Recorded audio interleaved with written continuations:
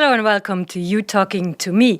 This week, for the first time, a representative of the new American government came to visit the EU in Brussels. Mike Pence, the Vice President of the United States, came with a friendly message. So is this back to normal for the EU-US partnership?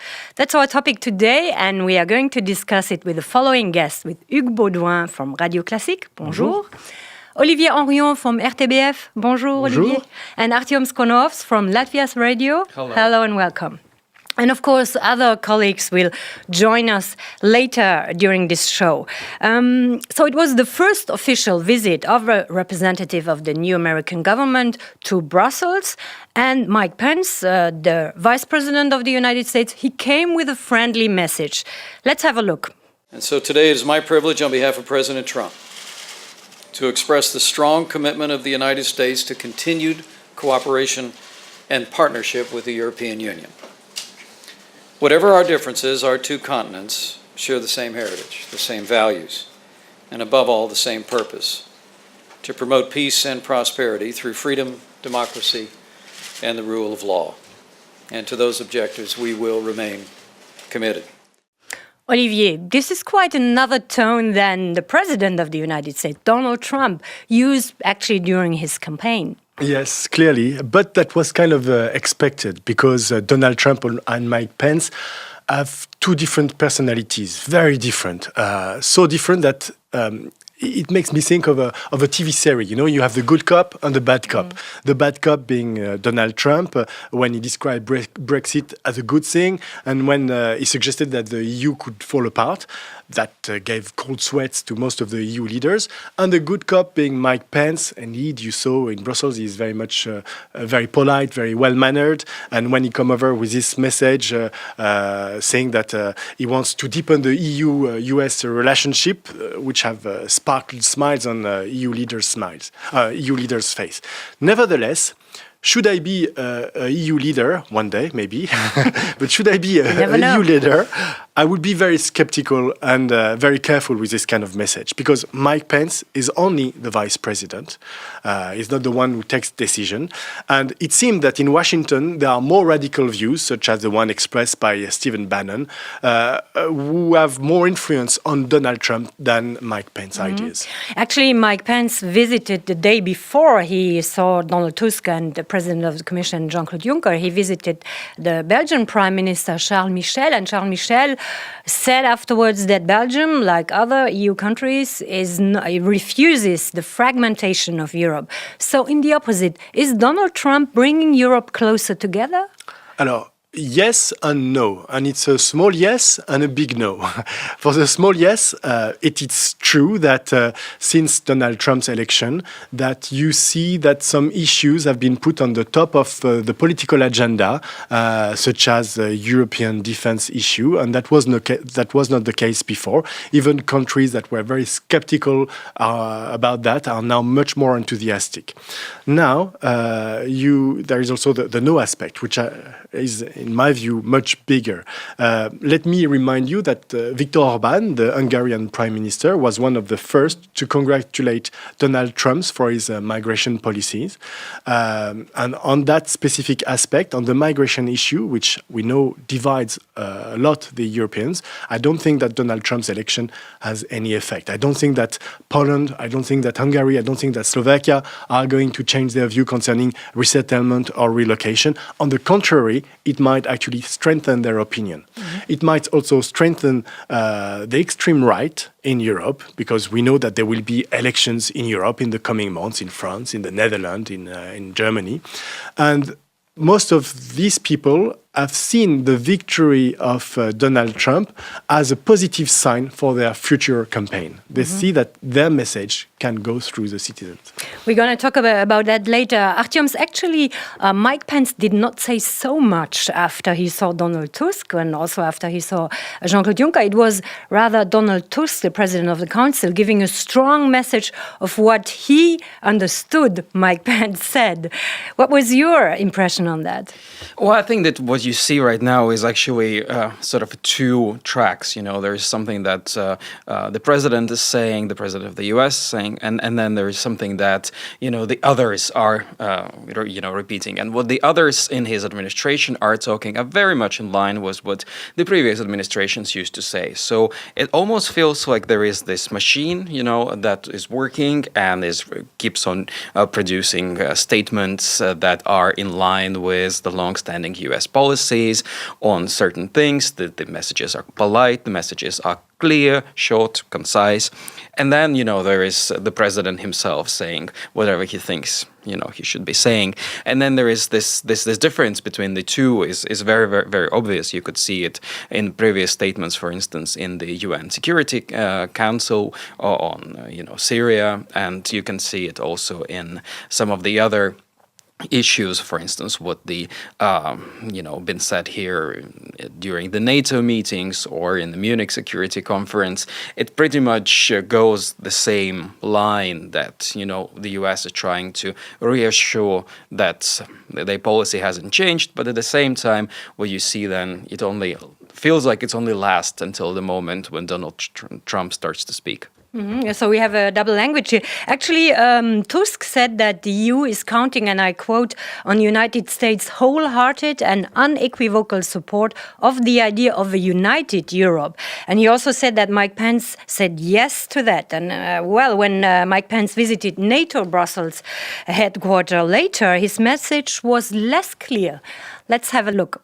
We respect the determination of the people of Great Britain, as manifested in Brexit, and we respect the judgment of the peoples of Europe in the European Union. And as I said today, through many leaders, we look forward to working across the channel with all parties in the years ahead on behalf of peace and prosperity.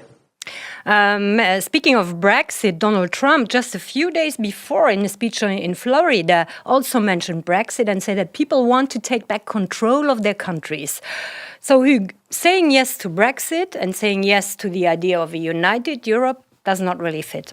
No, it doesn't fit at all. And we'll say when we speak about the concrete consequence of Brexit or maybe the Frexit, as you know that Marine Le Pen is supporting the Frexit and said, okay, you've seen that Brexit is going on and the US are supporting this idea.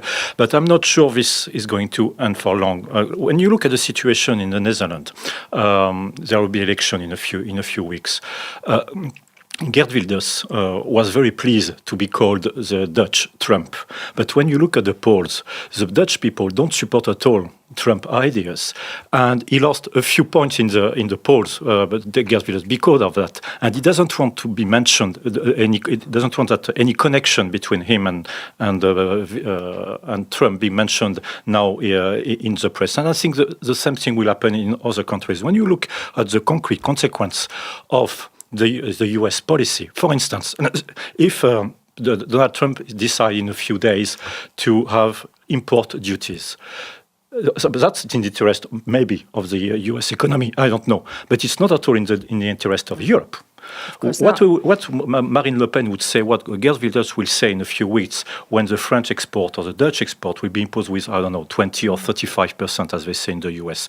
That in that case, I'm sure that the public opinion won't support anymore this kind of protectionist policy. So I think that this. The U.S. policy is it's not in the interest of the European policy, and I think the public opinion is going to realize that very soon. And what about Marine Le Pen, actually? What is her approach right now towards the new American president?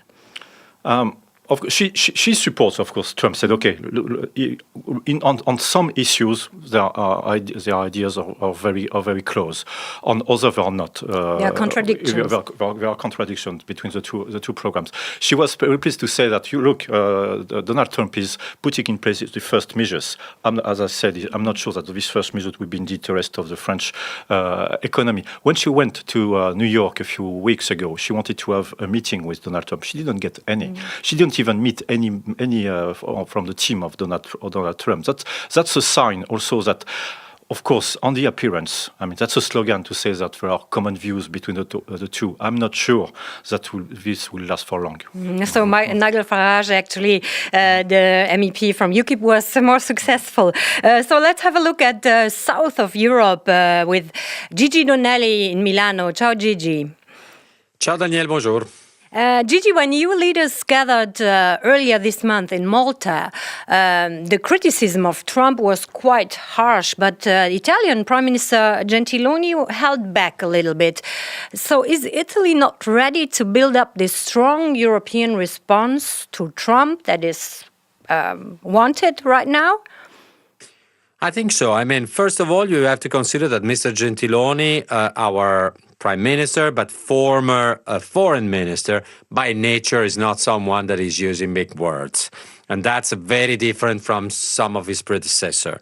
Then we have a reflection that link what we just heard from Hugues concerning the interest, the local interest. So there is a big group of politicians, right, center-right, populist, and so Grillo, Salvini, Berlusconi, that they see with a big hope the incoming of Donald Trump.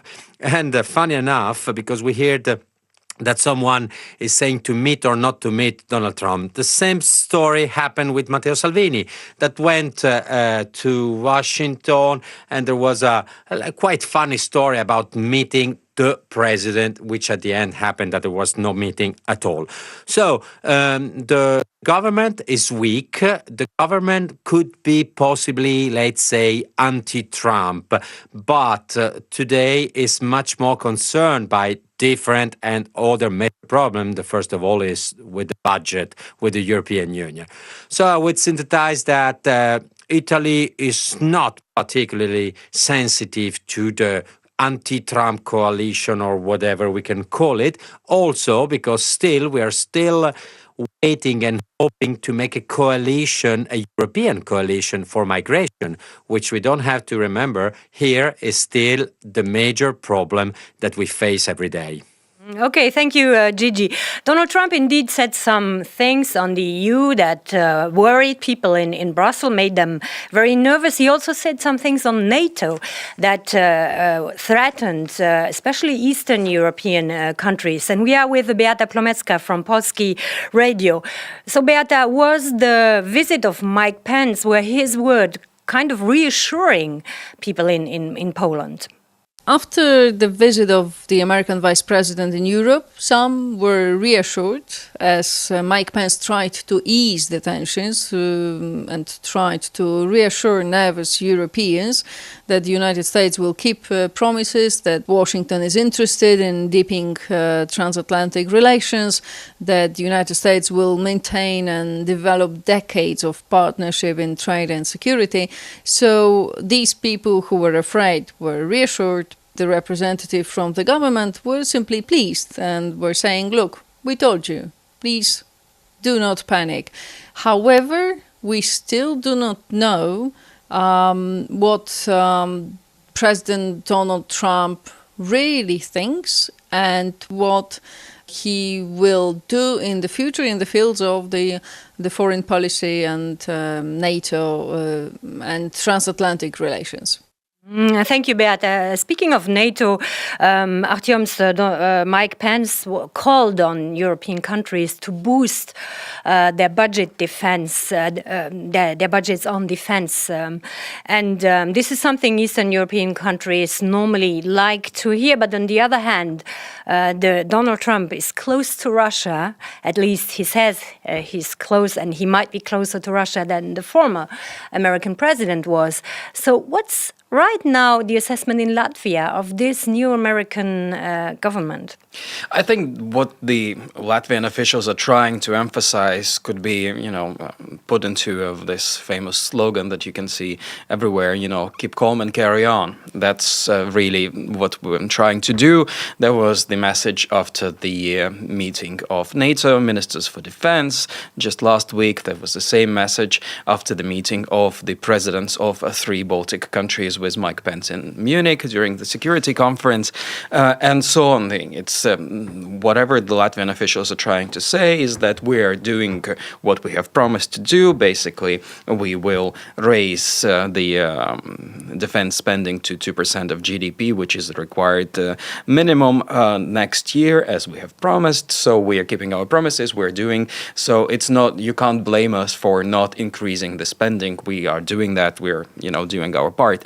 At the same time, it's ironic to think that out of 3 Baltic countries, it's Estonia that has already 2% of GDP for a number of years. But during the election campaign, if you remember, one of now advisors of President Trump, Newt Gingrich, the former speaker, he said, well, in a case of hypothetical threat or an attack, he would have to really reconsider whether to start a nuclear war with Russia over, for instance, Estonia, which is basically the suburbs of St. Petersburg, which goes a long way to say that, there is one thing that, yes, you are keeping your promises and you're doing, but that may not still be enough in a case of whatever happens. So this sort of idea is always staying on the backdrop of minds. But officially, yes, it's keep calm and carry on, and we're doing our part. That seems to be a strategy of many countries right now. Trump also said on Germany during the campaign, EU is a vehicle for Germany. That's also something that raised some concerns here in Brussels. And we are with Claudia Knoppke from AMS in Germany. Hello, Claudia. Hi, Danièle. So in Germany, we all know election campaign is coming up. And my question to you is, what's the German plan towards Donald Trump's administration right now? What's Angela Merkel's call here? Well, let's try the funny approach. The Germans are known for their humor. No, seriously. Here in Germany, tomorrow the high season of Carnival starts. And that means the high season for making jokes about political topics. And as we all know, this year they are numerous. Trump wigs, for example, are a bestseller as a carnival disguise here. And it also shows Merkel has to fight at many fronts during the election campaign. It's not only Donald Trump. So I don't expect too many direct comments from her. And Trump himself, he's for now quite good in making himself a joke. We all know that, so why to comment that? And when it comes to the people, the majority here in Germany is in the mood like Trump can't happen over here, we know better. So to summarize, Trump could be helpful during the election campaign, but not only for Merkel, of course, for her opponent Martin Schulz too. Okay, that was the funny part at the end. Donald Trump, more to come, not only on Twitter. That's it for today. Thank you all for being here. Thank you all, and see you soon on You Talking to Me.